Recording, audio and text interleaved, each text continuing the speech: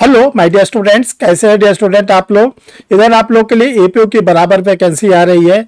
Jharkhand APO का advertisement आ चुका है। एग्जामिनेशन की डेट भी आप लोग के लिए 20 दिसंबर घोषित कर दी गई है। इसके साथ यूपी की एपीओ की वैकेंसी आ चुकी है। हरियाणा के बारे में नया एडवर्टीजमेंट आप लोग के लिए आने वाला है और भी स्टेट की एपीओ की वैकेंसी आने वाली है। जो एपीओ का एग्जामिनेशन होता है इसमें सबसे बड़ा जो रोल प्ले करता है वो क्रिमिनल लॉस का रोल प्ले करता है। तो आज आप लोग को इंपॉर्टेंट केसेस आप लोग के लिए एपीओ से जुड़े हुए बताए जाएंगे। ये जो आज का वीडियो ये 4 पार्ट पे है। इसका जो पार्ट नंबर 1 है वो बीएनएस से जुड़े हुए मोस्ट इंपॉर्टेंट केसेस, जो भारतीय न्याय संहिता से जुड़े हुए इंपॉर्टेंट केसेस है उस पर डिस्कस किया जाएगा। फिर इसके बाद भारतीय साक्ष्य अधिनियम से जुड़े हुए क्वेश्चन को डिस्कस किया जाएगा। जो केसेस है कॉन्स्टिट्यूशन ऑफ इंडिया से जुड़े हुए इंपॉर्टेंट केसेस को डिस्कस किया जाएगा और आपके साथ साथ भारतीय नागरिक सुरक्षा संहिता से जुड़े हुए क्वेश्चन को आप लोग के लिए डिस्कस किया जाएगा। देखिए, अगर आप केस लॉ पर पकड़ बना लेते हैं तो चाहे एपीओ का एग्जामिनेशन हो, ये जो आज का वीडियो है हायर जुडिशियल सर्विसेज के कैंडिडेट के लिए, लोअर जुडिशरी की तैयारी करने वाले सभी के लिए यूजफुल है। तो इस वीडियो के साथ आप लोग बने रहें और आप लोग के साथ आज हम भारतीय न्याय संहिता के मोस्ट इंपॉर्टेंट केसेस को डिस्कस करेंगे। आपको केसेस के पढ़ने का तरीका भी बताएंगे कि कैसे केसेस को पढ़ा जाता है। आप उस तरीके को अगर अडॉप्ट करेंगे तो आपके केस लॉ से कोई भी क्वेश्चन छूटने नहीं पाएंगे, चाहे वो लीडिंग केस के रूप में हो और चाहे वो करंट केस के रूप में हो। डियर स्टूडेंट, जिन लोगों ने अभी तक परीक्षा रिफ्रेशर के यूट्यूब चैनल को नहीं सब्सक्राइब किया है, सब्सक्राइब कर ले। देखिए, चैनल को सब्सक्राइब करने का सबसे बड़ा फायदा आप लोग को जो मिलता है वो ये मिलता है कि कोई भी वीडियो परीक्षा रिफ्रेशर का पब्लिश होने वाला होता है तो आपके सिस्टम पर इंडिकेशन आना शुरू हो जाता है कि परीक्षा रिफ्रेशर लॉ क्लासेस का कोई वीडियो पब्लिश होने जा रहा है। अब आपको क्या करना है, इंडिकेशन आ गया जैसे पब्लिश हो आप देख सकते हो। आपको ये इंतजार नहीं करना पड़ेगा कि कब वीडियो आ रहा है। देखिए, ये चैनल फुली लॉ के स्टूडेंट्स के लिए डिवोटेड है। इसमें जुडिशियल सर्विसेज की तैयारी करने वाले, हायर जुडिशियल के सर्विसेज की तैयारी करने वाले, एपीओ की तैयारी करने वाले, लॉ ऑफिसर की तैयारी करने वाले और इसके साथ साथ यूजीसी नेट किसी भी एग्जामिनेशन के जो भी लॉ से जुड़े तैयारी करने वाले स्टूडेंट इससे जुड़े रहते हैं। चलिए देखते हैं आज हम लोग पार्ट नंबर फर्स्ट। देखिए, चाहे ये वीडियो 4 पार्ट में रहेगा, आज पार्ट फर्स्ट इसका पब्लिश किया जा रहा है। Important case laws for APO part first. और जो पार्ट फर्स्ट में डिस्कस किया जाएगा आपसे द भारतीय न्याय संहिता 2023 यानी जो बीएनएस है उससे रिलेटेड आप लोग को आज इंपॉर्टेंट केसेस बताए जाएंगे। देखो, जो केस हम लोग पढ़ते हैं इसे 5 चीज़ों को आपको ध्यान में रखना है। कोई भी केस पढ़ते हैं तो उसमें 5 चीज़ों को ध्यान में रखना है। सबसे पहले केस का पूरा नाम, अधूरा नाम नहीं पढ़िए। आप पूरा नाम पढ़ेंगे तभी आप एग्जामिनेशन में खासकर एमसीक्यू को टिक लगा पाएंगे। अदरवाइज एग्जामिनर 4 मिलता जुलता नाम आप लोग को अल्टरनेटिव में देता है। अगर आपको पूरा नाम नहीं मालूम रहता तो आपसे गलती हो जाती है। दूसरा, ये किस वर्ष का है, किस ईयर का केस है, ये आपको ज़रूर मालूम होना चाहिए।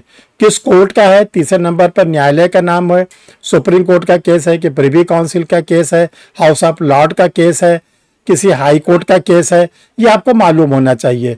फिर उस जज का नाम, जिस जज ने इस निर्णय को दिया उनका नाम आपको मालूम होना चाहिए। और 5वें नंबर पर इस केस लॉ में क्या डिसाइड किया गया। 5 चीज़ों को लेकर हम लोग क्या करेंगे, अपने केस लॉज की अपने प्रिपरेशन को करेंगे। आज हम आप लोग के लिए 8, 9, 10 केसेस के आसपास रेडी किए हैं। एक एक केसेस को एनालाइज करेंगे, समझाएंगे, आप देखिएगा और इसी तरह आपको केस लॉज को तैयार करना है। तो चलिए देखिए, आज हम लोग बीएनएस के इंपॉर्टेंट केसेस को पढ़ते हैं। पहला है Barendra Kumar Ghosh versus king Emperor 1925 PC Privy Council का। दूसरा है Mahboob Shah versus king Emperor 1945 1945 PC का। Pandurang versus state of Hyderabad 1955 Supreme Court का। 4th नंबर पर है केसी Matthew versus state of Travancore Cochin 1953 Supreme Court का।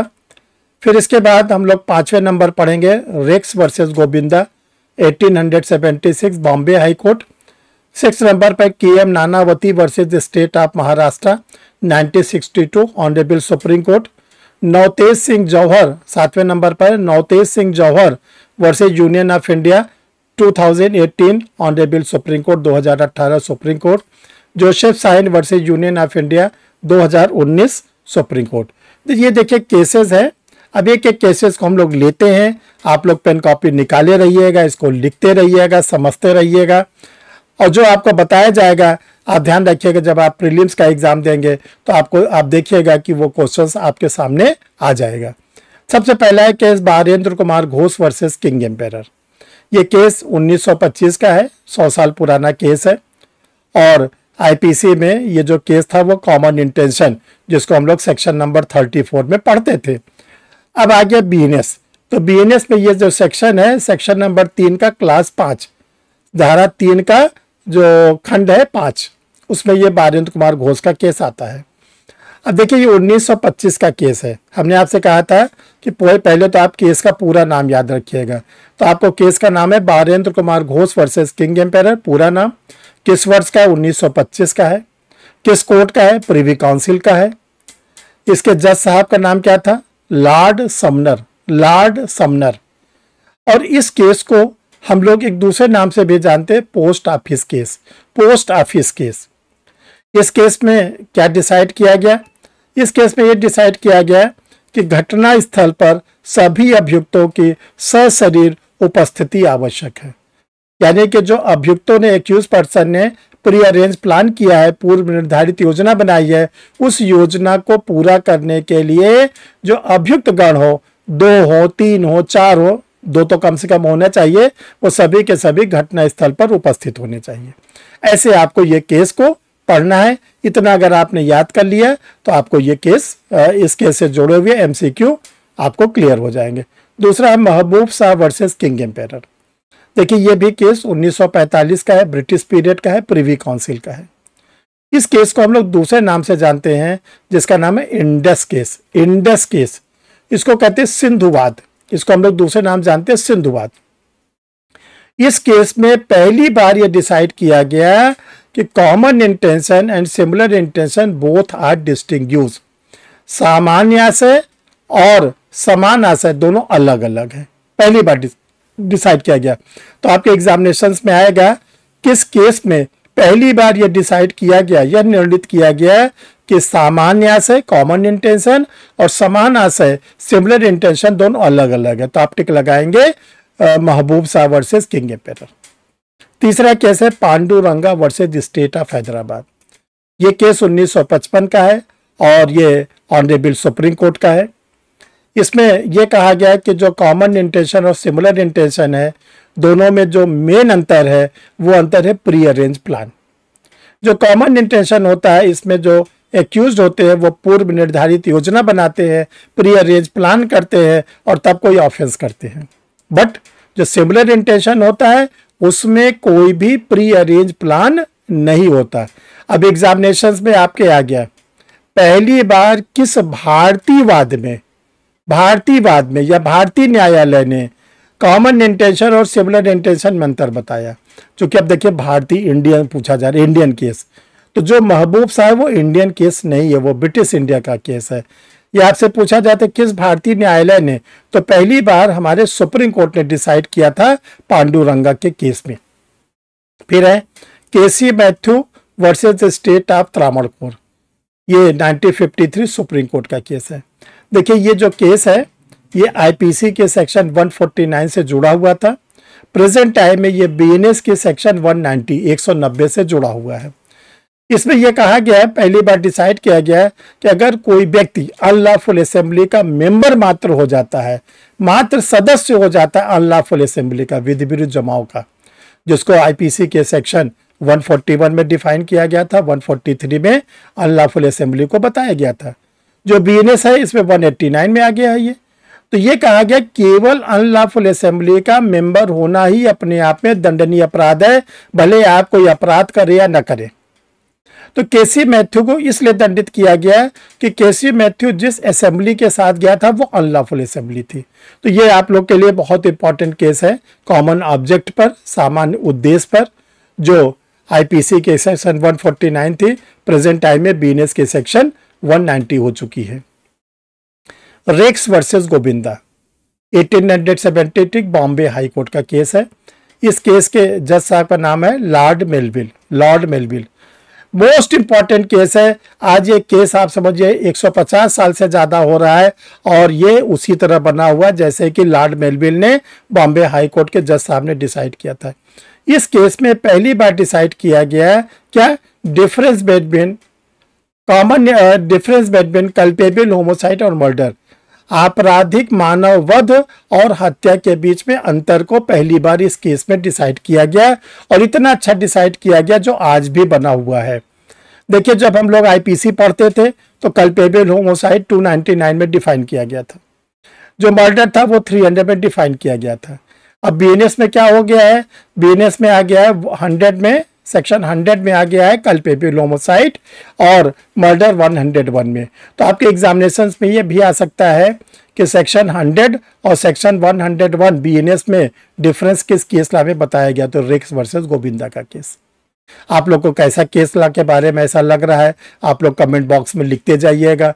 अभी आप लोग को आगे के समय में दूसरा वीडियो इससे रिलेटेड मिलेगा, तीसरा मिलेगा, चौथा मिलेगा जो बीएसए भारतीय साक्ष्य अधिनियम से होगा, कॉन्स्टिट्यूशन से होगा। तो आप लोग इस तरह के वीडियो से जुड़ने के लिए चैनल को सब्सक्राइब कर लीजिएगा, तो आपको बराबर ऐसे वीडियो मिलेंगे। फिर डियर स्टूडेंट, 6 नंबर पर केस है KM. Nanavati versus state of Maharashtra 1962 का केस है सुप्रीम कोर्ट का। इसमें जो एक्यूज था के.एम. नानावती, उसके ऊपर मर्डर का केस रजिस्टर्ड हुआ था। उसने कोर्ट से ये प्रेयर किया कि मेरा मैटर जो है वो मर्डर के एक्सेप्शन में आता है, ग्रेव एंड सडन प्रोवोकेशन, गंभीर एवं अचानक प्रकोपन। अतः मेरा मैटर जो है culpable homicide not amounting to murder में लाया जाए, यानी मुझे कल्पेबल होमोसाइड के लिए दंडित किया जाए। बट सुप्रीम कोर्ट ने उसके प्रेयर को नहीं माना और के.एम. नानावती को मर्डर के लिए दोषी ठहराया गया। Most important case. 7th, Navtej Singh Johar versus union of India. Navtej Singh Johar versus union of India, ये 2018 सुप्रीम कोर्ट का केस है, लेटेस्ट केस है, इंपॉर्टेंट केस है। इसमें जो आईपीसी के सेक्शन 377 थी, जिसमें अननेचुरल ऑफेंस, अप्राकृतिक अपराध, उसको क्या किया गया, अनकॉन्स्टिट्यूशनल बना दिया गया। तो इस केस लॉ के द्वारा सेक्शन 377 को आईपीसी से 2018 में हटा दिया गया था, अनकॉन्स्टिट्यूशनल कर दिया गया था। और जो हम लोग का नया कानून बन के आया है बीएनएस, उसमें तो इसका कोई स्थान ही नहीं है, क्योंकि अब वो सेक्शन रही नहीं। नेक्स्ट और last, Joseph Shine versus union of India. जब हम लोग आईपीसी पढ़ते थे तो आईपीसी में एक सेक्शन थी 497 में एडल्ट्री को ऑफेंस बताया गया था, जार कर्म। कोई मैरिड वुमेन किसी थर्ड पर्सन के साथ अपने कंसेंट से अगर उसके साथ सेक्सुअल इंटरकोर्स करती है तो उसको हम लोग एडल्ट्री बोलते थे। लेकिन Joseph Shine versus union of India के केस में ऑनरेबल सुप्रीम कोर्ट ने डिसाइड कर दिया कि अब एडल्ट्री ऑफेंस नहीं है, तो 497 जो अनकॉन्स्टिट्यूशनल हो गए। ये मोस्ट इंपॉर्टेंट है, खासकर जो झारखंड के कैंडिडेट है एपी वाले, उनके लिए तो ये केस ला बहुत इंपॉर्टेंट है। डियर स्टूडेंट, आप लोग बताइएगा कि आपको ये वीडियो कैसा लगा। इसी पैटर्न पर हम आगे आप लोग को कॉन्स्टिट्यूशन का, आप लोग को भारतीय साक्ष्य अधिनियम का, भारतीय नागरिक सुरक्षा संहिता का बराबर वीडियो देते रहेंगे, ताकि आप लोग का एपीओ का जो एग्जाम है वो आप लोग आसानी से क्रैक कर ले। डियर स्टूडेंट, आप लोग के लिए गुड न्यूज़ है, 10 नवंबर 2025 से न्यू बैचेज स्टार्ट हो रहा है ऑनलाइन लॉ क्लासेस का। इसमें higher judicial services, lower judiciary, APOs के कैंडिडेट एडमिशन ले सकते हैं 10 नवंबर 2025। ये इसमें जो क्लास है लाइव क्लासेस चलेगी, रिकॉर्डेड वीडियो मिलेगा, लाइव क्लासेस खत्म होने के बाद स्टडी मटेरियल मिलेगा और मंथली फीस देने की आपको सुविधा मिलेगी। अभी आगे आप लोग को बताएंगे कि किस नंबर पे आपको मैसेज डालना है क्लासेस के लिए। डियर स्टूडेंट, यूपी एपीओ के लिए आप लोग के लिए टेस्ट सीरीज रेडी है, जो हिंदी और इंग्लिश दोनों में है। इसमें 5 टेस्ट सीरीज दिए गए हैं, आंसर जो है एक्सप्लेनेशन के साथ है। जो सबसे बड़ा रोल आपको प्ले करेगा यूपी एपीओ में वो police act, police registration. 15 question आप लोग के प्रीलिम्स में आएंगे। आप लोग के लिए study material plus MCQ ready है, आप इसको मंगा सकते हैं। कॉन्स्टिट्यूशन ऑफ इंडिया, पहली बार यूपी एपीओ में 10 नंबर का कॉन्स्टिट्यूशन ऑफ इंडिया से एमसीक्यू आएगा। स्टडी मटेरियल एमसीक्यू आप लोग के लिए रेडी है। अगर आप न्यू क्रिमिनल्स ला के एमसीक्यू लेना चाहते हैं तो ये कंबाइंड फॉर्मेट हिंदी और इंग्लिश दोनों में है। अलग अलग आप न्यू क्रिमिनल्स ला पढ़ना चाहते हैं तो BNS अलग, BNSS अलग, BSA अलग, इसमें सेक्शन वाइज, चैप्टर वाइज और इंग्रेडिएंट्स, सारे केस लॉज ये अलग अलग सब दिए गए हैं। जनरल स्टडीज़, हिंदी मीडियम वाले कैंडिडेट के लिए 6 वालों में जनरल स्टडीज़ रेडी है। इंग्लिश मीडियम वालों के लिए भी 6 वालों में जनरल स्टडीज़ आप लोग के लिए रेडी है। डियर स्टूडेंट, आप लोग के लिए एक पॉकेट डिक्शनरी रेडी कर दी गई जिसमें 40 बेयर एक्ट एक साथ दिए गए हैं। झारखंड APO का जो एग्जामिनेशन पोस्टपोन्ड हो गया था उसकी डेट आ चुकी है 20 दिसंबर। आप लोग उसके लिए झारखंड APO के लिए टेस्ट सीरीज ले सकते हैं। 10 टेस्ट सीरीज इसमें दिया गया है, 5 जनरल स्टडीज़ के और 5 लॉ के पेपर के, हिंदी और इंग्लिश दोनों डिग्लॉट एडिशन के रूप में। डियर स्टूडेंट, AIB का एग्ज़ाम, देखिए AIB निकालना बहुत ज़रूरी। जिन लोगों ने AIB नहीं क्रैक किया है वो सीरियसली AIB 20 का जो डेट है 30 नवंबर को उसको क्रैक करें। इसके लिए आप लोग के लिए गाइड रेडी की गई है जिसमें सारे सिलेबस के MCQ दिए गए, हिंदी और इंग्लिश दोनों में। मॉडल टेस्ट पेपर रेडी किया गया, ये भी डिग्लॉट एडिशन में है। और आप लोग के लिए बेयर एक्ट रेडी किया गया जो इंग्लिश एडिशन में दिया गया है। अब आप देखिए, आपको जो क्लासेस लेना है, परीक्षा रिफ्रेशर ऑनलाइन ला क्लास है, 2 व्हाट्सअप नंबर दिए गए हैं। इनमें से किसी भी व्हाट्सअप नंबर पर आप क्या करेंगे, अपना आधार कार्ड सेंड करेंगे।